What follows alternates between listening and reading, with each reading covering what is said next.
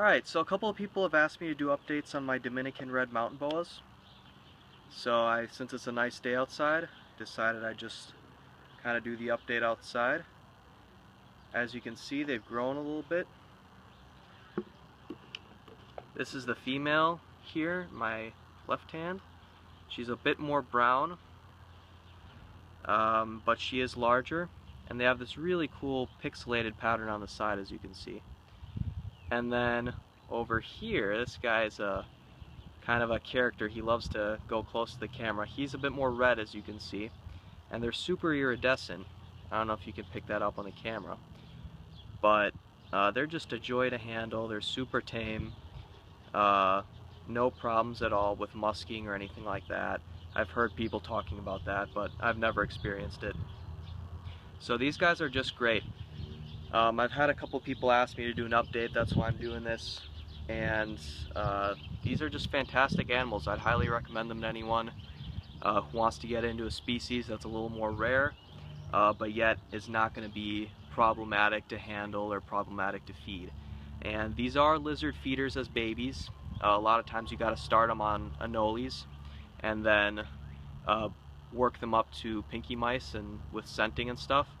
But once they're on pinky mice, at least mine are super good eaters. They never miss a meal. They actually eat 2 pinky mice per meal, per feeding. So they're just really fantastic.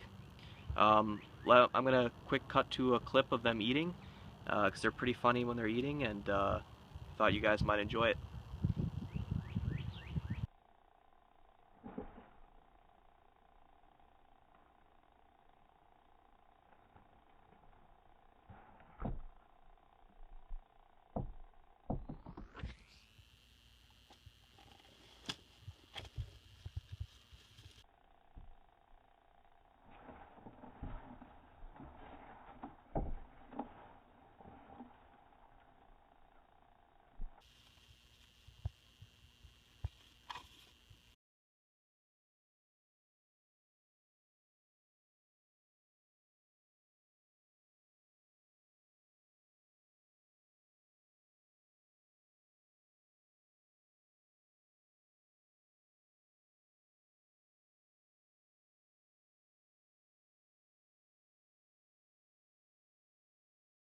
So as you can see, I keep mine in a very simple setup.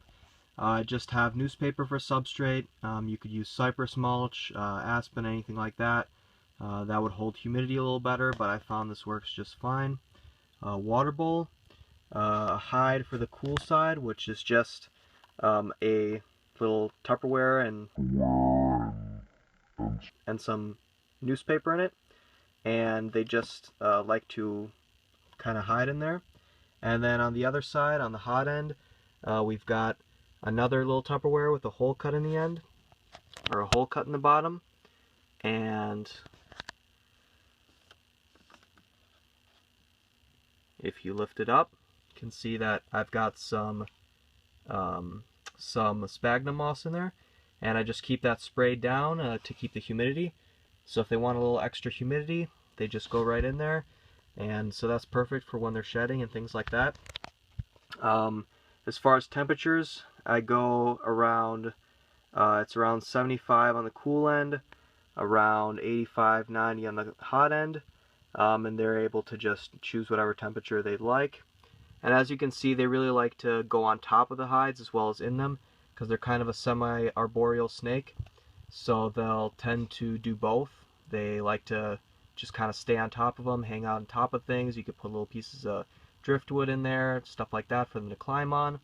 It's not completely necessary though, and they'll do just fine in a setup like this.